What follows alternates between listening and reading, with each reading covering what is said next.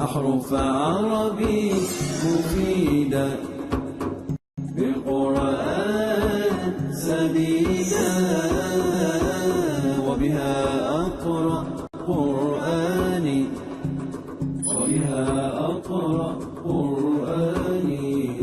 حتى يحكم الإيمان الله الله حتى يحكم الإيمان الله الله حتى يحكم الإيمان.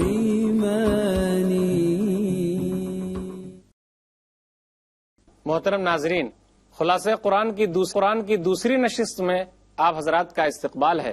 السلام علیکم ورحمۃ اللہ وبرکاتہ. آج خلاصہ قرآن کی اس نشست میں سورہ فاتحہ سورہ نمبر 1 کا خلاصہ پیش خدمت ہے. امید ہے کہ بغور سماعت فرمائیں گے. ناظرین کرام، سورہ فاتحہ یہ مکی سورہ ہے. اس کے اندر 7 آیتیں ہیں. 7 آیتیں کس طرح؟ جن لوگوں نے کہا الحمدللہ رب العالمین سے پہلے بسم اللہ الرحمن الرحیم ایک آیت ہے، تو وہ لوگ بسم اللہ الرحمن الرحیم کو ایک آیت مانتے ہیں. اس کے بعد وَلَضَّالِّينَ تک 6 آیتیں ہیں. اس طرح 7 آیتیں ہو جاتی ہے.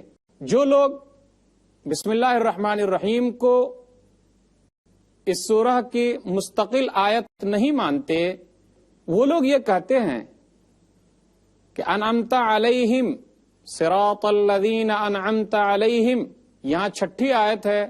غیر المغضوب علیہم ولا الضالین، یہاں 7ویں آیت ہے. سورہ کا معنی ہے قرآن کا کچھ حصہ جو کم سے کم 3 آیتوں یا اس سے زیادہ پر مشتمل ہو. 3 آیتیں.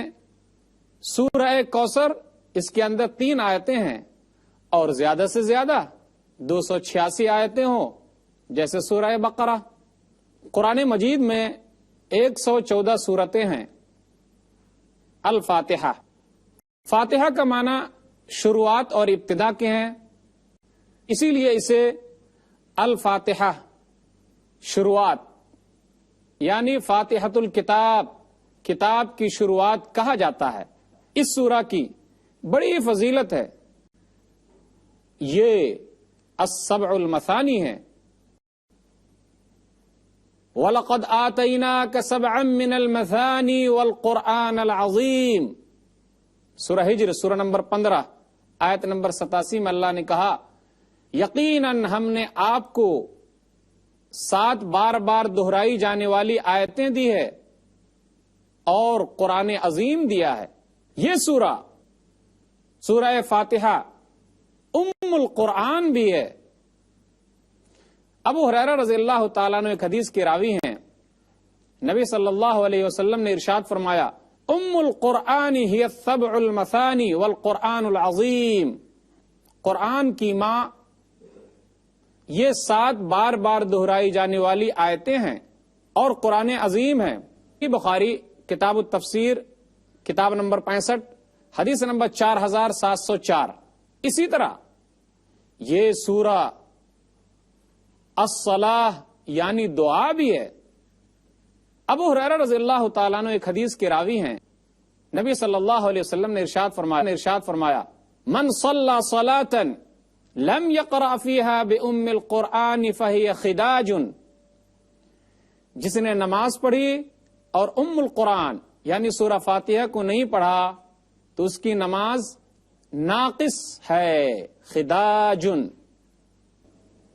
راوی کہتے ہیں ثلاثا غیر تمام، 3 مرتبہ کہا مکمل نہیں ہے، کیونکہ میں نے نبی صلی اللہ علیہ وسلم کو فرماتے ہوئے اللہ رب العالمین ارشاد فرماتا ہے.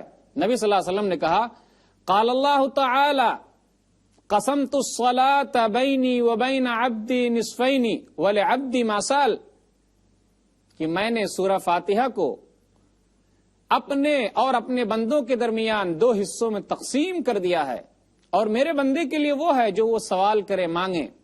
بندہ کہتا ہے الحمدللہ رب العالمین، اللہ رب العالمین جواب دیتا ہے حمدنی عبدی، میرے بندے نے میری تعریف کی.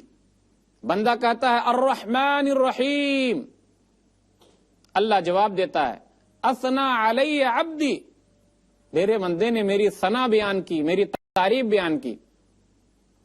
بندہ کہتا ہے مالک یوم الدین، اللہ رب العالمین جواب دیتا ہے مجدنی عبدی، یا ایک مرتبہ کہا فوض الی عبدی، کہ میرے بندے نے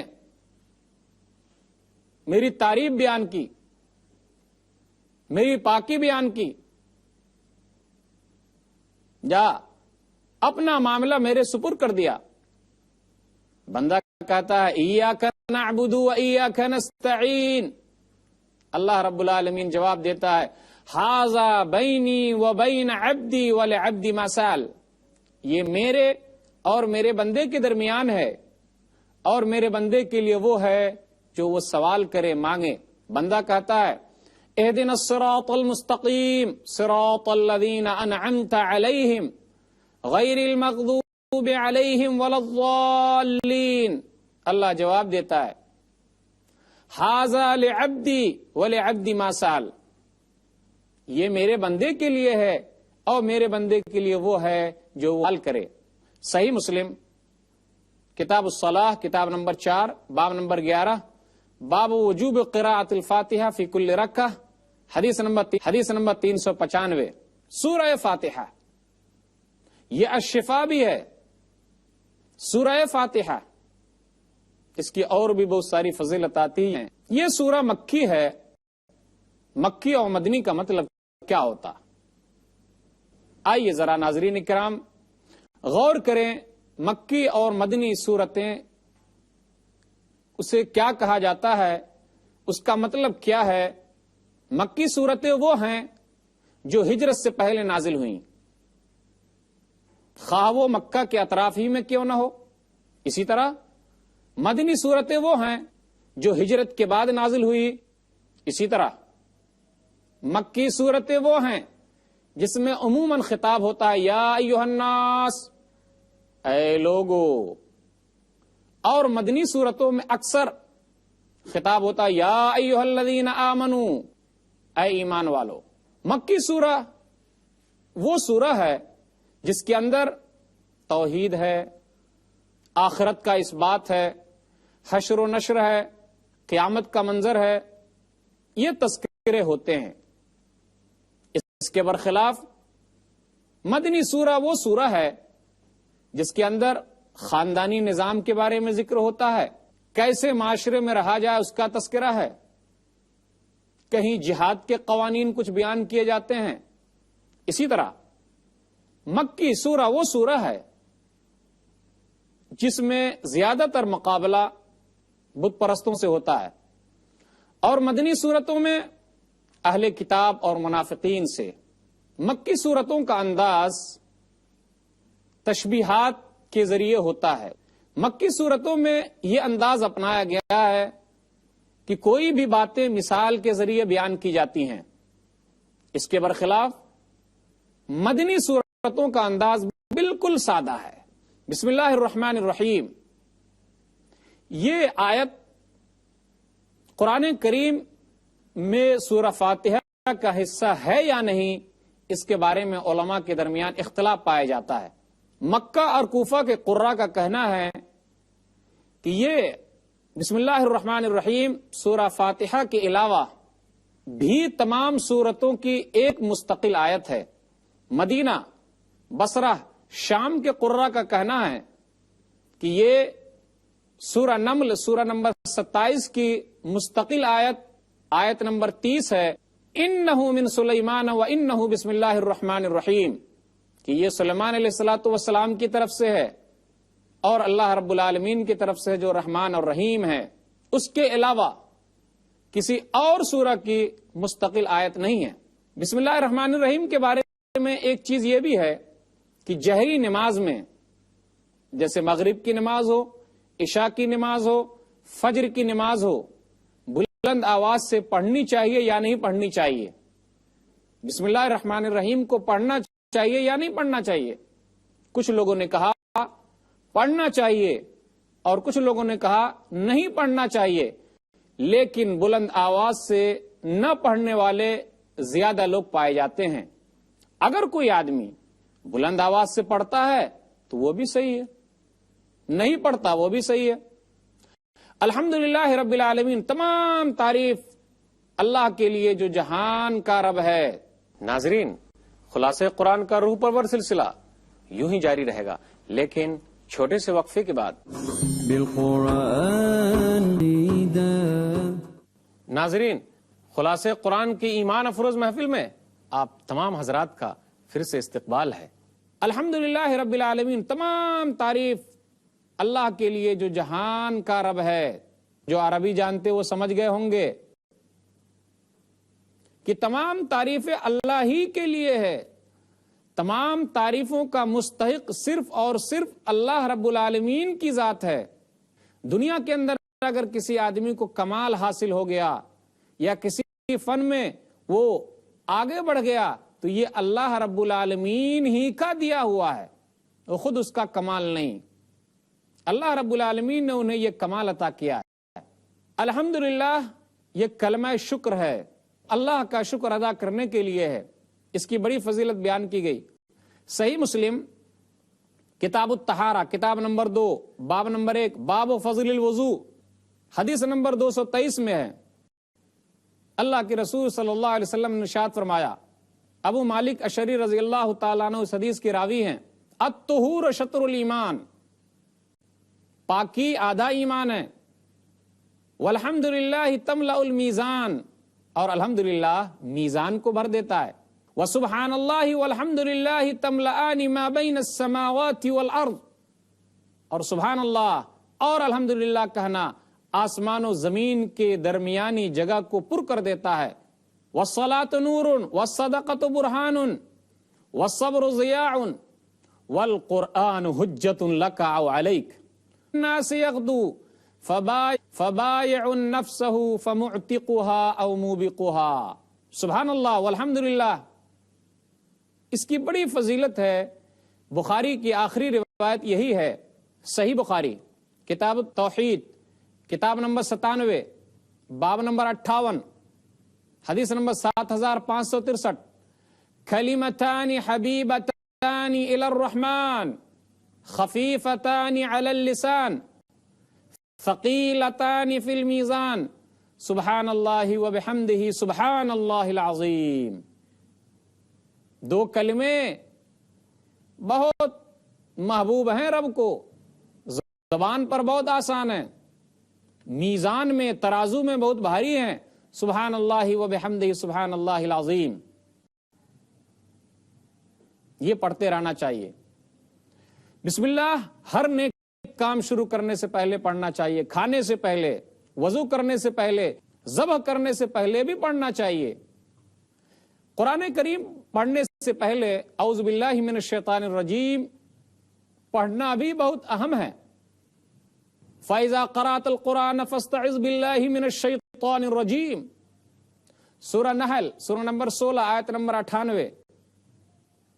کیا ہے کہ جب قرآن پڑھنے کے لیے بیٹھو تو اعوذ باللہ من الشیطان الرجیم پڑھ لو کہ میں شیطان مردود سے اللہ کی پناہ میں آتا ہوں.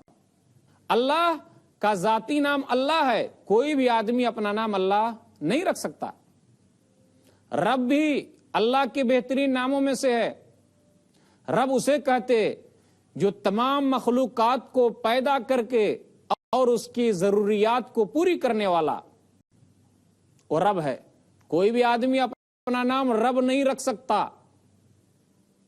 ہاں کسی چیز کی طرف منسوب کر کے رکھا جا سکتا، رب الدار، گھر کا مالک. اللہ رب العالمین جہان کا رب ہے. عالم جن، انس، انسانوں کی دنیا، جناتوں کی دنیا، عالم ملائکہ، فرشتوں کی دنیا، عالم وحوش، جانوروں کی دنیا، عالم طیور، پرندوں کی دنیا، تمام کے تمام لوگوں کی ضروریات الگ الگ ہے. اللہ رب العالمین تمام لوگوں کی ضروریات کو پوری کرتا ہے، اسی کو رب کہا جاتا ہے. عالمین اس لیے لایا گیا کہ اللہ کی وحدت کا پتہ چلے اور اللہ کی ربوبیت کا، کہ وہ تمام کو پیدا کر کے اس کے حساب سے اس کی ضرورت کو پوری کرتا ہے، وہ اللہ رب العالمین کی ذات ہے۔ تمام لوگوں کی ضرورتیں الگ الگ، انسانوں کی ضرورت الگ، جانوروں کی ضرورت الگ، فرشتوں کی دنیا الگ، پرندوں کی دنیا الگ۔ اللہ رب العالمین تمام لوگوں کی ضروریات کے مطابق ان کی ضرورت پوری کرتا ہے۔ الرحمن الرحیم، نہایت ہی مہربان اور رحم والا ہے۔ رحمان فعلان کے وزن پر ہے، صیغہ مبالغہ کا صیغہ ہے۔ رحیم بھی فعیل کے وزن پر مبالغہ کا صیغہ ہے۔ دنیا کے اندر رب العالمین بہت زیادہ مہربان ہے، آپ نے دیکھا نہیں؟ ناظرین کرام، جو اللہ کو مانتا ہے اللہ اسے بھی کھلاتا ہے، اور جو اللہ کو ایک نہیں مانتا اللہ اسے بھی دیتا ہے۔ ان الارض للہ یورثها من یشاء من عبادی والعاقبۃ للمتقین، سورہ اعراف سورہ نمبر 7 28۔ بے شک زمین اللہ کے لیے ہے، جس کو چاہتا ہے وارث بنا دیتا ہے، لیکن آخرت صرف نیک لوگوں کے لیے ہے۔ رحمان الدنیا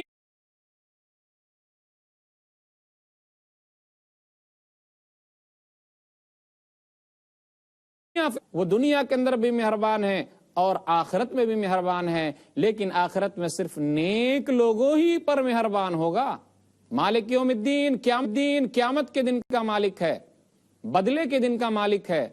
دنیا میں اللہ رب العالمین بدلہ دیتا ہے، لیکن مکمل بدلہ تو وہاں دے گا، قیامت کا دن ہوگا۔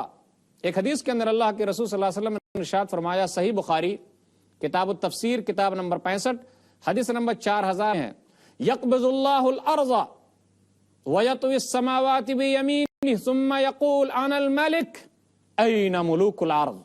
کہ قیامت کے دن اللہ تعالیٰ مٹھی میں زمین کو لے لے گا اور آسمان کو دائیں ہاتھ میں لپیٹ لے گا، کہے گا میں بادشاہ ہوں۔ کہاں ہے زمین کے بادشاہ؟ زمین کے بادشاہ۔ وما قدر اللہ حق قدرہ والارض جمیعا قبضتہ یوم القیامہ والسماوات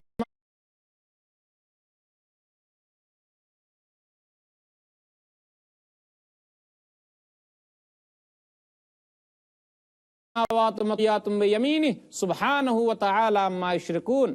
سورہ زمر سورہ نمبر 39 آیت نمبر 67۔ یہی آیتیں ہیں کہ زمین کو ہاتھ میں لے لے گا، مٹھی میں لے لے گا، اور آسمان کو اپنے دائیں ہاتھ میں مٹھی کیسی ہے اللہ کو معلوم، ان کا دائیں ہاتھ کیسا ہے جو اللہ کے شان کے لائق ہے، مٹھی کیسی ہے جو اللہ کے شان کے لائق ہے۔ لیس کمثلہ شیء وہو السمیع البصیر، سورہ شورى سورہ نمبر 42 آیت نمبر 11۔ اللہ کے جیسی کوئی بھی چیز نہیں ہے، وہ سننے والا اور دیکھنے والا ہے، وہاں پورا بدلہ دے گا۔ ایاک نعبد و ایاک نستعین، ہم تیری ہی عبادت کرتے ہیں اور تجھ ہی سے مدد مانگتے ہیں۔ اصل عبارت تو یہ تھی، نعبدک و نستعینک، ہم تیری عبادت کرتے اور تجھ سے مدد مانگتے۔ ایاک کا یہ مفعول ہے، پہلے آ گیا معنی میں وزن پیدا کرنے کے لیے، ہم تیری ہی عبادت کرتے ہیں اور تجھ ہی سے مدد مانگتے ہیں۔ کچھ لوگوں کا کہنا ہے کہ جی ہم ڈاکٹر کے پاس جاتے تو ان سے تو مدد لیتے ہیں، تو آخر ہم ان سے کیوں مدد لے رہے ہیں؟ ناظرین کرام، یہاں دو جملے یاد رکھیے، ایک ہے ما فوق الاسباب اور ایک ہے ما تحت الاسباب۔ ما تحت الاسباب، ما فوق الاسباب، ما فوق الاسباب اور ما تحت الاسباب۔ ما تحت الاسباب اسباب وہ ہے کہ جب کوئی پریشانی لاحق ہو تب دوسرے کے پاس جایا جائے۔ ہم بیمار ہوئے تو ہم ڈاکٹر کے پاس گئے، تو یہ اللہ نے نظام بنایا ہے دنیا چلانے کے لیے۔ لیکن ما فوق الاسباب، ہر چیز کا پورا کرنے والا اللہ ہے، وہ مشکل کشا ہے، مشکل کو دور کرنے والا، وہ حاجت روا ہے، حاجت کو پورا کرنے والا۔ یہ چیزیں ڈاکٹر پوری نہیں کر سکتا، تمام مشکلوں کو ڈاکٹر دور نہیں کر سکتا، وہ صرف بیماری کا علاج کرے گا، دوسری اور چیزوں کو وہ دور کیسے کرے گا؟ نہیں کر سکتا۔ تو ما فوق الاسباب ذات صرف اللہ رب العالمین کی ہے۔ اہدنا الصراط المستقیم، سیدھا راستہ دکھا ہمیں، ان کا راستہ، صراط الذین انعمت علیہم، جس پر تیرا انعام نازل ہوا۔ ومن یطع اللہ والرسول فاولئک مع الذین انعم اللہ، علیہم من النبیین والصدیقین والشہداء والصالحین وحسن اولئک رفیقا. سورہ نساء سورہ نمبر 4 آیت نمبر 69. جس نے اللہ کی اطاعت کی اور اس کے رسول کی اطاعت کی وہ نیک لوگوں کے ساتھ ہوں گے، نبیوں کے ساتھ ہوں گے، سچے لوگوں کے ساتھ ہوں گے، شہداء کے ساتھ ہوں گے اور صالحین کے ساتھ ہوں گے. بہترین یارانہ ہے، بہترین رفاقت ہے. غیر المغضوب علیہم ولا الضالین، ان کا راستہ نہیں جس پر تیرا غضب نازل ہوا اور جو گمراہ ہو گئے. غضب کس پر نازل ہوا؟ یہودیوں پر، کیونکہ انہوں نے عزیر کو اللہ کا بیٹا کہا. اپنے علماء کو حلال اور حرام کر دینے کا حق دے دیا. نصرانی پر کیوں؟ کیونکہ وہ راستے سے بھٹک گئے. عیسیٰ کو علیہ الصلاۃ والسلام اللہ کا بیٹا کہا، یا خود اللہ کہا یا 3 میں سے تیسرا کہا، اور اپنے علماء کو حلال اور حرام کا حق دے دیا، جبکہ کسی مسئلے کو حلال اور حرام کرنا صرف اللہ کی ذات ہے. اس کے بعد نبی صلی اللہ علیہ وسلم آمین کہا کرتے تھے. آمین کا معنی ہے کذالک فلیکن، ایسا ہی ہو. آمین کا معنی ہے لا تخیب رجانا، ہمیں نامراد نہ کر. آمین کا معنی ہے اللہم استجب لنا، اے اللہ تو قبول فرما. ایک حدیث کے اندر اللہ کے رسول صلی اللہ علیہ وسلم نے ارشاد فرمایا، صحیح بخاری کتاب التفسیر کتاب نمبر 65 حدیث نمبر 4475 میں ہے، اذا قال الامام غیر المغضوب علیہم فقولوا آمین فمن وافق قوله قول الملائکہ غفر له ما تقدم من ذنبہ. جب امام کہے غیر المغضوب علیہم تو تم لوگ آمین کہو، کیونکہ فرشتوں کے آمین کے ساتھ اگر مل گیا تو کیا ہوگا؟ جو آدمی آمین کہے گا ان کے اللہ تعالیٰ پچھلے گناہ معاف فرمائے گا. ابو ہریرہ بیان کرتے ہیں ترک الناس التامین، سنن ابن ماجہ کتاب اقامت الصلوات کتاب نمبر 4 باب نمبر 14 باب الجہر بالتامین حدیث نمبر 853 میں ہے، ترک الناس التامین، لوگوں نے آمین کہنا چھوڑ دیا. نبی صلی اللہ علیہ وسلم کی حالت یہ تھی کہ جب آپ کہتے غیر المغضوب علیہم فقال آمین تو آپ نے آمین کہا. آئیے دعا کرے اللہ تعالیٰ سے کہ اللہ تعالیٰ نماز کے اندر جو یہ سورہ پڑھی جا رہی ہے اور جو دعائیں مانگی گئی، اے اللہ تو اسے قبول فرما لے. اللہ تعالیٰ سے دعا ہے اللہ تعالیٰ ہم لوگوں کو ان باتوں کو اچھی طرح سمجھنے کی اور پھر ان پر عمل کرنے کی توفیق دے. آمین. سبحان ربک رب العزت عما یصفون وسلام علی المرسلین والحمد للہ رب العالمین والسلام علیکم ورحمۃ اللہ وبرکاتہ. سديدا أحرف عربي مفيدة بالقرآن سديدا وبها أقرأ قرآني